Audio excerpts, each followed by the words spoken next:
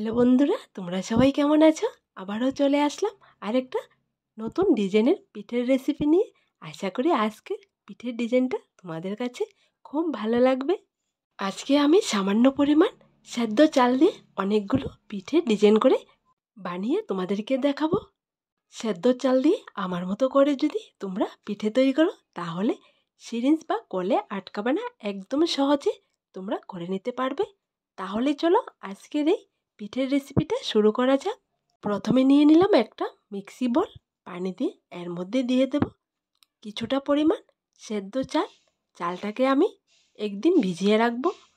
চালটাকে রাত্রেবেলা পানিতে ভিজিয়ে রেখে সকালবেলা ধুয়ে পরিষ্কার করে ব্লেন্ড করে নেব।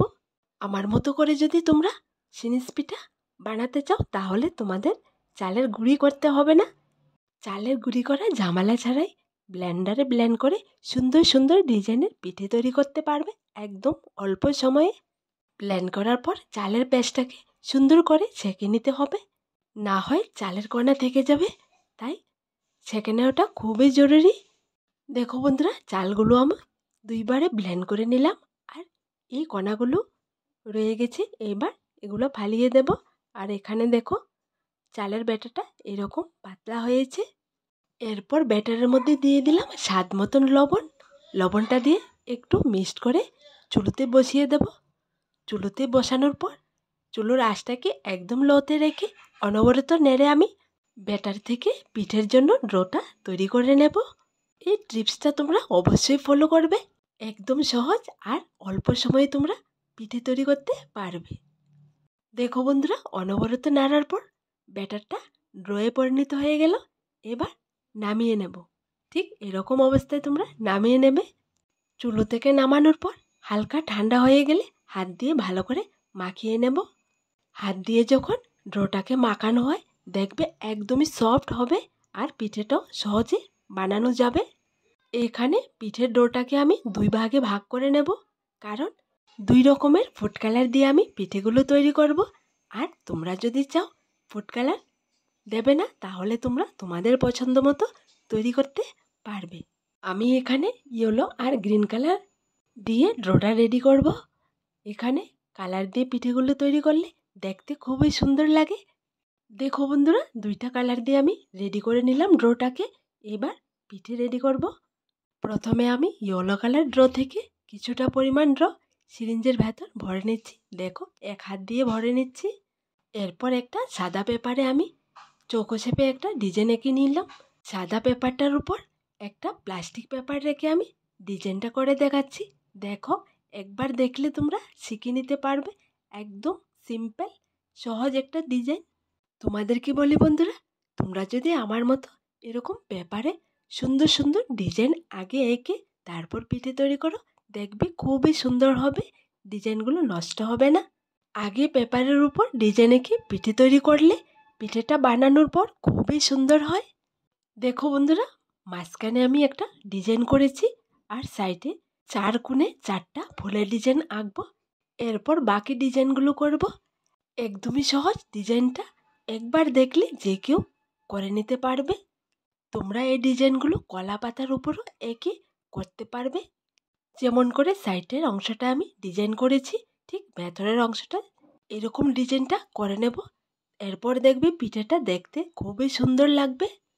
দেখো বন্ধুরা, পুরো ডিজাইনটা করার পর সাইডে কোণের মধ্যে যে আমি ডিজাইনটা করেছি একটুখানি ছোট হয়ে গেছে, তাই আমি আরেকটু বড় করে, যাতে করে একদম ফুটে উঠে এরকম করে করে দিচ্ছি। একটা পিঠের ডিজাইন আমি তোমাদেরকে করে দেখিয়ে দিলাম, আর বাকি পিঠেগুলো আমি ঠিক একই রকম করে একই ডিজাইনে করে নিলাম অফ ক্যামেরায়। পিঠেগুলো দেখতে খুবই সুন্দর হয়েছে। দেখো, এইবার সবগুলো পিঠার উপর সাবু দিয়ে ডিজাইন করে নেব। এখানে আমি আগে থেকে সাবু ভিজিয়ে কালার দিয়ে রেখেছি। এইবার সবগুলো পিঠের উপর আমি ডিজাইন করে নেব। পিঠেগুলোর কোণের মধ্যে যে ডিজাইনটা করেছি আমি, ঠিক চার কোণের মধ্যে আমি চারটা চারটা সাবু দিয়ে ডিজাইনটা করে নিচ্ছি। দেখো, খুবই সুন্দর লাগছে দেখতে। তোমরা যদি এই ডিজাইনটা সাবু দিয়ে করতে না চাও ফুড কালার দিয়েও করতে পারবে।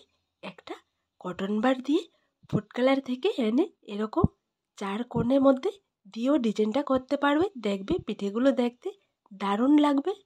দেখো বন্ধুরা, সবগুলো পিঠের উপর ডিজাইনটা করা হয়ে গেছে। দেখতে কতটা সুন্দর লাগছে। এবার আমি পিঠেগুলোকে স্টিম করে নেব। পিঠেগুলো স্টিম করার জন্য আগে থেকে চুলোতে স্টিমারটা আমি বসিয়ে রেখেছি। পিঠাগুলো স্টিমারের ভেতর একে একে দিয়ে সবগুলো পিঠা আমি স্টিম করে নেব। দেখো বন্ধুরা, পিঠাগুলো স্টিমারের ভেতর দিয়ে উপর দিয়ে ঢাকনা দিয়ে রাখার 1 থেকে 2 মিনিটের মধ্যে পিঠেগুলো সুন্দরভাবে রেডি হয়ে গেছে। একই রকম করে আমি সবগুলো পিঠে স্টিম করে নেব। তোমরা এই পিঠের ডিজাইনটা অবশ্যই বাড়িতে একবার ট্রাই করে দেখবে। দেখো বন্ধুরা, সবগুলো পিঠে স্টিম করে নামিয়ে নিলাম। এইবার প্লাস্টিকের পেপার থেকে ছাড়িয়ে রোদের মধ্যে দিয়ে উল্টিয়ে পাল্টিয়ে শুকিয়ে নেব। দেখো বন্ধুরা, এক হাতে ক্যামেরা নিয়ে আরেক হাত দিয়ে আমি তোমাদেরকে প্লাস্টিকের পেপার থেকে পিঠেটা ছাড়িয়ে দেখিয়ে দিচ্ছি। একদম সহজে উঠে আসে। এই পিঠেগুলো বানিয়ে তোমরা ভালো করে শুকিয়ে বছর জুড়ে সংরক্ষণ করে রেখে খেতে পারবে, একদম নষ্ট হবে না। পিঠেগুলো পেপার থেকে ছাড়ানোর পর দেখো কতটা সুন্দর লাগছে। এবার শুকিয়ে নেব। শুকানোর পর পিঠেগুলো আরও সুন্দর লাগে দেখতে। আর যখন তেলের উপর ভাজা হয় তখন ফুলে একদম ফুলকো ফুলকো হয়। দেখো বন্ধুরা, শুকানোর পর পিঠেগুলো খুবই সুন্দর হয়েছে, কালারটা ফুটে এসছে।